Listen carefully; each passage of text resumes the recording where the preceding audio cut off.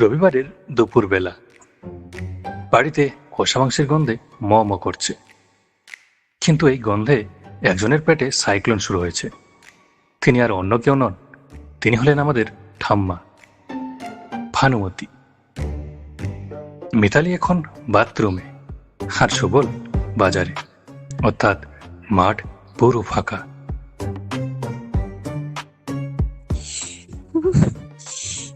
ওরে বাবা, এত গন্ধে আমার পেটে নাড়ি ভরি করলো, নেচে উঠলো।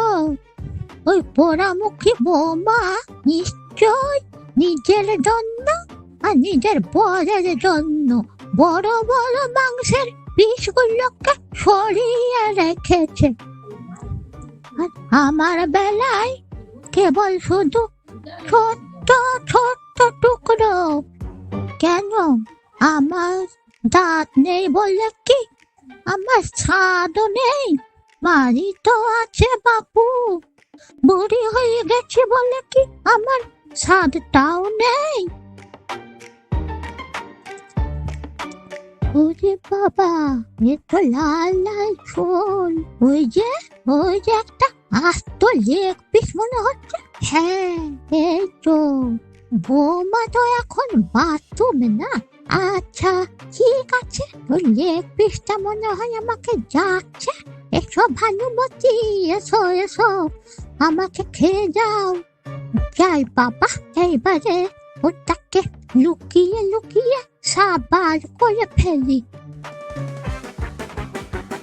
লোভ সামলাতে না পেরে ঠাম্মা নামলেন অপারেশন লেগ পিসে।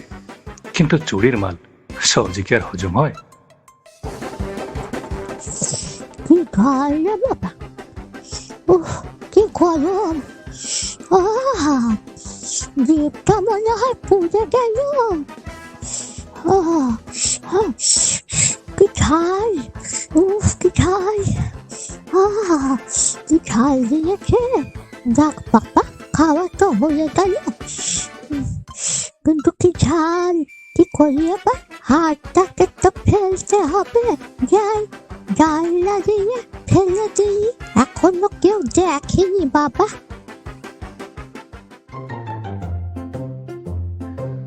মাংসের হাড় তো ফেলা হলো, কিন্তু ঠাম্মার কপালটাই খারাপ। ঠিক সেই সময়ই সেখানে হাজির হলো বাড়ির খুদে গোয়েন্দা, নাম টুকলি। ঠাকুমা, তুমি জানলা দিয়ে মাংসের হাড় ফেললে কেন? তোমাকে মা বারণ করেছেন মাংস খেতে। মাংস খেলে তো তোমার প্রেশার বাড়ে। দাঁড়াও দাঁড়াও, আমি মাকে বলে দিচ্ছি, দাঁড়াও। টুকলি চুপ কর বাবা, লোককে শোনা, চুপ কর। তোকে আমি আমার ভাগের দইটা দুপুর বেলা দিয়ে দেবো। হ্যাঁ, শুধু দই না, শুধু দই দিলে তো হবে না। তোমাকে রাতে যে সন্দেশটা মা দিয়েছিল সেটাও দিতে হবে। আর হ্যাঁ, এখন আমাকে এক পাটি নরম মাংস ডাল তো, আমি ঘরে গিয়ে খাবো। হাই হাই, এ আমার নিজের নাতনি না জমজুত? এনে তাড়াতাড়ি নিয়ে পালা।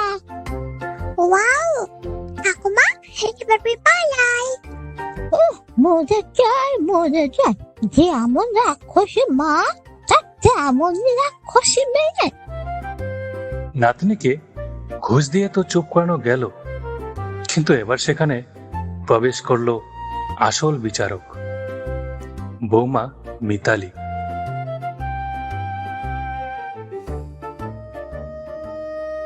মা, আপনি কি রান্নাঘরে লুকোচুরি খেলছেন?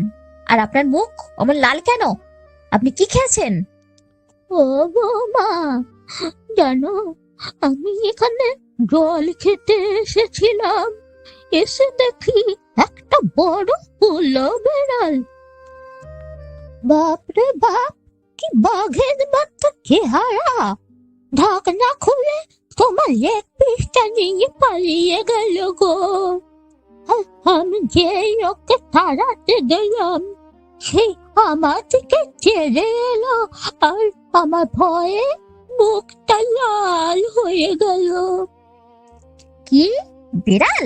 আমাদের তিনতলার ফ্ল্যাটের রান্নাঘরে বেড়াল, আর বেড়ালটা কি ঢাকনা খুলে আবার ঢাকনা লাগিয়ে দিয়ে গেল? আপনি কি আমাকে বোকা ভাবেন? ওরে আমার কপাল, আমি বুড়ো মানুষ, আমি কি আর মিথ্যে বলতে পারি বৌমা? বিশ্বাস না হয় তোমার মেয়েকে ডাকো না। টুলি, ও টুকলি, টুকলি। কুবা, কে বলছো? বল, কি বলছো? টুকলি, সত্যি করে বলতো, রান্নাঘরে কি বেড়াল এসেছিল? হ্যাঁ মা, এসেছিল একটা বড় বিড়াল, আর বিড়ালটা ঠাকুমাকে কামড়াতে এসেছিল। আর ঠাকুমা তো ভয়ে আলমারির উপর উঠে পড়েছিল।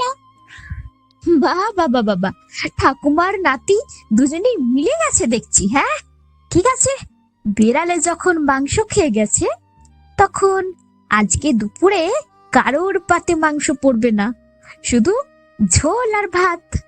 হ্যাঁ, সে কি কথা? বেড়ালের দোষে কি আমরা উপোস দেব? না না, তুমি বরং সুবলের পাত্রে দিও, আর আমাকে 2-1 টুকরা আলু দিলেই হবে বাপু। জল দিয়ে ভাত মাখালে অন্তত গন্ধটা তো পাওয়া যাবে। ঠাম্মা ভেবেছিলেন তিনি হয়তো এই যাত্রায় বেঁচে গেলেন, কিন্তু তখনই হঠাৎ দরজার কলিং বেলটা বেজে উঠল।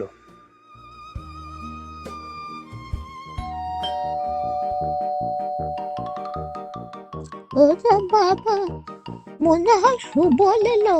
বৌমা, লক্ষ্মী মা আমার, সুবলকে গেল বেড়ালের কাণ্ডটা বলো না। ও শুনলে আবার চেঁচামেচি করবে। বলো আমি গিয়ে বিছানায় শুয়ে পড়ি, বলবো শরীরটা আমার খারাপ, তাহলে কেউ আর বকাবকি করবে না। ও মা গো, মাথাটা আমার গেল গো। উফ, এই শাশুড়িকে নিয়ে আমি কি যে করি, শুধু নাটক আর নাটক। জমের চেয়েও ছেলেকে যার বেশি ভয়, সেই ঠাম্মা অসুস্থ হওয়ার ভান করে হলেন পগার পাড়।